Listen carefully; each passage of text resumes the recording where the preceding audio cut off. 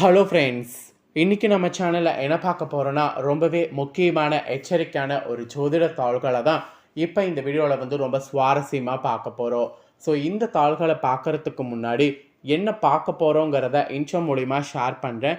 என்ன பார்க்க போகிறோம் அப்படிங்கிறத இன்ட்ரோ மூலிமா தெரிஞ்சு இதற்கேற்ப நடந்து பயன்பெறுங்க. ஆக்சுவலி தற்போது பார்த்தீங்கன்னு வச்சுக்கோங்களேன், 2025 ஆண்டு நடந்துகிட்ருக்கு. இந்த ஆண்டில் மிகவும் முக்கியமான மாதமான மே மாதத்தில் அடியெடுத்து வைத்து நடந்துட்டுருக்கோம். மே மாதங்கிறது தெய்வீகமான மாதமாகவும் மிகவும் முக்கியமான மாதமாகவும் சொல்லப்படுது. தெய்வீக மாதமாகவும் முக்கியமான மாதமாகவும் சொல்லப்படுவதற்கு காரணம் என்னென்னா, இந்த மாதத்தில் நடக்கக்கூடிய மிக முக்கியமான விஷயங்கள் தான். இந்த மாதமே மிக முக்கியமான மாதம் என்று சொல்கிறேன்னா, அப்போ இந்த மாதம் எந்த அளவுக்கு ரொம்ப முக்கியமானதுங்கிறத அந்த இதன் மூலிமா தெரிஞ்சுக்குங்க.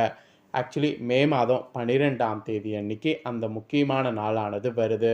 மே மாதம் 12ஆம் தேதி அன்னைக்கு கரெக்டாக சித்திரையுடைய 29ஆம் நாள் திங்கட்கிழமை. இந்த நாள் அன்னைக்கு என்ன முக்கியமானது அப்படின்னு கேட்டிங்கன்னா, கரெக்டாக பௌர்ணமியானது வருது. வரக்கூடிய பௌர்ணமி சாதாரணமான பௌர்ணமி கிடையாது. கரெக்டாக பார்த்தீங்கன்னு வச்சுக்கோங்களேன், சித்திரை மாதத்தில் வரக்கூடிய சோமவார பௌர்ணமி. இந்த பௌர்ணமி அன்னைக்கு கிரகநிலைகளில் ஏற்படக்கூடிய மாற்றங்களால் ஒவ்வொரு ராசிக்காரங்களுக்குமே தலையெழுத்து மாறும். அந்த தலையெழுத்து மாறுறதுனால அந்தந்த ராசிக்காரங்களுக்கு என்ன பலன் கிடைக்கும் அப்படிங்கிறத ஷேர் பண்ணிகிட்ருக்கேன். அதில் இன்றைக்கி இந்த வீடியோவில் கடக ராசிக்காரங்களுக்கு ஷேர் பண்ண போகிறேன். கடக ராசியில் பிறந்த நேயர்கள் உங்களோட ராசிக்கு என்ன மாதிரியான பலன்கள் கிடைக்கும் அப்படிங்கிறத இந்த வீடியோவில் தெரிஞ்சு அதற்கேற்ப நடந்து பலன் பெறுங்க. உங்களோட ராசி நட்சத்திரத்துக்கு என்ன பலன் கிடைக்குங்கிறத தெளிவாக இந்த வீடியோவில் ஷேர் பண்ண போகிறேன். உங்களோட ராசி நட்சத்திரத்துக்கு என்ன பலன் நீங்கள் பெறுவீங்கிறத தெளிவாக இந்த வீடியோவில் தெரிஞ்சு அதற்கேற்ப நடந்து பலன் பெறுங்க. ஸோ கடக ராசிக்காரங்க புனர்பூசம் 4ஆம் பாதம் பூஷம் ஆயில்யம் பிறந்தவங்களுக்கு சொல்ல போகிறேன். ஸோ இந்த நட்சத்திரத்தில் பிறந்தவங்க வீடியோவை ஸ்கிப் பண்ணாமல் பாருங்கள். ஃபஸ்ட்டு இந்த பௌர்ணமியில் கிரகநிலைகள் உங்களுக்கு என்ன மாதிரி அமைஞ்சிருக்குங்கிறத சொல்கிறேன். கிரகநிலை எப்படி அமைஞ்சிருக்குங்கிறத தெரிஞ்சுக்குங்க.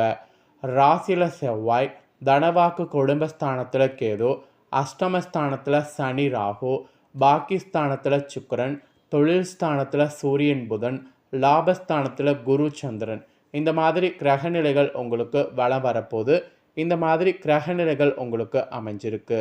இந்த மாதிரி கிரகநிலைகள் அமைஞ்ச அடிப்படையில் தான் உங்களுக்கான பலன்கள் ஜோதிடர்கள் சொல்கிறாங்க. கிரகநிலைகள் இப்படி அமையிறது மட்டும் இல்லாமல் இந்த பௌர்ணமியில் நிறைய கிரக மாற்றங்களும் இருக்குது. கிரக மாற்றங்களில் என்னென்னங்கிறத சொல்கிறேன், அதையும் தெரிஞ்சுக்குங்க. மேவுடைய 14ஆம் தேதி அன்னைக்கு சூரிய பகவான் தொழில்ஸ்தானத்திலிருந்து லாபஸ்தானத்துக்கு மாறுறாரு. மே 16ஆம் தேதி அன்னைக்கு புதன் பகவான் தொழில்ஸ்தானத்திலிருந்து லாபஸ்தானத்துக்கு மாறுறாரு. மே 31ஆம் தேதி அன்னைக்கு சுக்கிர பகவான் பாக்கிஸ்தானத்திலேருந்து தொழில்ஸ்தானத்துக்கு மாறுறாரு. இந்த மாதிரி கிரக மாற்றங்களும் இருக்குது. கிரக மாற்றங்கள், கிரகநிலைகள் இதனோட அடிப்படையில் நீங்கள் பெறக்கூடிய பலன்கள் உங்களுக்கு ஜோதிடர்கள் கணிச்சிருக்காங்க. ஸோ என்ன பலன்கள் அப்படிங்கிறத வாங்க இந்த வீடியோவில் பார்க்கலாம் உங்களோட நட்சத்திரத்துக்கு ஏற்ப. ஃபஸ்ட்டு புனர்பூசம் 4ஆம் பாதம் பிறந்த கடக ராசிக்காரங்களுக்கு சொல்லப்பட்டிருக்கு. இதில் பிறந்த கடகராசினியர்களுக்கு இந்த பௌர்ணமியிலிருந்து என்ன நடக்கும்னா, தொழில் வியாபாரத்தில் சிறிது மந்தமான நிலையில் காணப்பட்டாலும் வருமானம் குறையாத நிலை உங்களுக்கு இருக்கும் என்பது குறிப்பிடப்பட்டிருக்கு. போட்டிகள் பற்றிய கவலைகளை விட்டுவிட்டு தொழில் வியாபாரத்தில் கவனம் செலுத்துவது நல்லது என்பது குறிப்பிடப்பட்டிருக்கு. அப்புறம் நீங்கள் உத்தியோகத்தில் இருப்பவர்களாக இருந்தீங்கன்னா உங்களுக்கு வெளியூர் மாற்றங்கள் உண்டாகலாம். சக ஊழியர்களோடு பேசும்போது கோவப்படாமல் இருக்கிறது நன்மை தரும். அதனால் சக ஊழியர்களோடு கோவப்படாமல் இருக்கிற மாதிரி பார்த்துக்குங்க. அதுக்கப்புறம் நீங்கள் கலைத்துறையில் சேர்ந்தவர்களாக இருந்தீங்கன்னா உங்களுக்கு தொழில் தொடர்பாக வீண் அலைச்சல்கள் இருக்கும். புதிய ஒப்பந்தங்கள்லாம் கையெழுத்திடுவது நீங்கள் இட்டிங்கன்னா கண்டிப்பாக அது உங்களுக்கு சக்ஸஸ் ஆகும். சக கலைஞர்களிடம் நிதானத்தை கடைபிடிக்கிறது நன்மை தரும். இல்லைனா கண்டிப்பாக உங்களுக்கு தான் நஷ்டம் ஏற்படும். கோபத்தை குறைத்து தன்மையாக பேசுவதால் காரிய வெற்றி உண்டாகும். எதிர்பாராத செலவு இருக்கும். அதே போல் அரசியல் துறையில் இருக்கிறவங்களுக்கு தேவையற்ற அலைச்சலை குறைத்து கொள்வது நல்லது. அப்போ தான் எல்லா வகையிலையும் உங்களுக்கு நன்மையானது உண்டாகும். மற்றவர்களுக்கு உதவிகள் செய்ய தூண்டும். பிரிந்து சென்றவர்களை மீண்டும் சந்திக்க நேரலாம். அது மட்டும் இல்லாமல் மாணவர்களுக்கு கல்வியில் முன்னேற்றம் அடைய கவனத்தோடு படிக்கணும். அதுதான் நல்லது. எதிலும் நிதான தேவை என்பது புனர்பூச 4ஆம் பாதத்தில் பிறந்த கடகராசிக்கு இந்த பௌர்ணமியிலிருந்து குறிப்பிடப்பட்டிருக்கு. நெக்ஸ்ட் பூஷமில் பிறந்த கடகராசிக்கு சொல்லப்பட்டிருக்கு. இதில் பிறந்தவங்களுக்கு இந்த பௌர்ணமியிலிருந்து குடும்ப உறுப்பினர்களிடம் இருந்த மனத்தாங்கல்கள் நீங்கி மகிழ்ச்சியும் சகஜ நிலையும் காணப்படும். கணவன் மனைவி ஒருவரை ஒருவர் அனுசரித்து செல்வது நல்லது. பிள்ளைகளோடு பேசும்போது நிதானமாக பேசுவது நல்லது. அப்பதான் வாகன வசதி உங்களுக்கு உண்டாகும். அடுத்தவர்களிடம் வாக்குவாதத்தை தவிர்க்கிறது நன்மை தரும். வாக்குவாதம் வைத்துக்கிட்டிங்கன்னா அதில் உங்களுக்கு தான் நஷ்டம் ஏற்படும். அதனால் கவனம் தேவை என்பது உங்களோட நட்சத்திரத்துக்கு சொல்லப்பட்டிருக்கு. அது மட்டும் இல்லாமல் நீங்கள் உத்தியோகத்தில் இருப்பவர்களாக இருந்தீங்கன்னா அவசரப்படாமல் நிதானமாக பணிகளை கவனிப்பது நல்லது. குடும்பத்தில் சிறு சிறு மன வருத்தங்கள் ஏற்பட்டக்கூடிய வகையில் சூழ்நிலை இருக்கும். கணவன் மனைவிக்கிடையே வாக்குவாதங்களை தவிர்க்கிறது நல்லது. பிள்ளைகள் முன்னேற்றத்தில் தடை தாமதம் ஏற்படலாம். அதுலேயும் கவனமாக இருக்கணும். பொருட்களை கவனமாக பாதுகாப்பது நல்லது. பெண்களுக்கு எந்த வாக்குறுதியும் கொடுப்பதை தவிர்ப்பது நல்லது. கோபத்தை குறைப்பது நன்மை தரும். ஸோ மெயினாக பூசமில் பிறந்த கடக ராசிக்காரங்க இந்த பௌர்ணமியிலேருந்து அதை பண்ணுங்க. அப்புறம் ஃபைனலாக ஆயில்யம் பிறந்த கடக ராசிக்கு சொல்லப்பட்டிருக்கு. இதில் பிறந்தவங்களுக்கு இந்த பௌர்ணமியிலிருந்து நீண்ட தூர தாள்கள் நல்லவையாக இருக்கும். எதிலும் நிதானமானது தேவை. அதிக கோபத்தால் வீண் பகை உண்டாகலாம். மற்றவர்களுக்கு உதவி செய்வதில் இன்ட்ரெஸ்ட் ஆனது காட்டணும். பணவரவு தாமதப்படும். ஸோ கோபத்தை தவிர்க்கிறது நல்லது.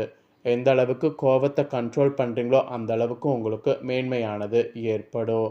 உங்கள் வாழ்க்கையில் நீங்கள் என்ன செய்கிறீர்கள் என்பதை ரகசியமாக வைத்திருக்கணும். எதிலும் நிதானமாக செயல்படுவது நன்மை தரும். உடல் ஆரோக்கியத்திலும் கவனமாக இருக்கணும். உடல் நலத்திற்கு செலவு செய்ய வேண்டிய சூழ்நிலை கொஞ்சம் வரலாம். எதிர்பார்த்த பணவரவு தாமதமாக வந்து சேரும். எந்த வாக்குறுதியும் கொடுக்கறதுக்கு முன்னாடி யோசித்து செயல்படுவது நல்லது. மற்றவர்களுடைய செயல்கள் கோபத்தை தூண்டுவதாக இருக்கலாம். தொழில் வியாபாரம் முன்னேற்றம் காணப்படும்.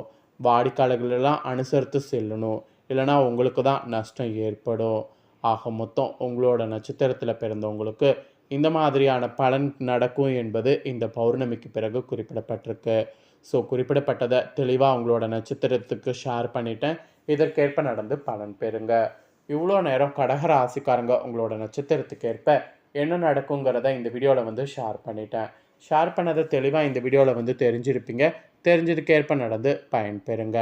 இப்போ நான் என்ன சொல்ல போகிறேன்னா, உங்களுடைய லைஃப்பில் நினைத்த காரியம் கைகூடி வர இந்த பௌர்ணமி அன்னைக்கு ஒரு விளக்கு ஏற்றக்கூடிய பரிகாரம் செய்யணும்.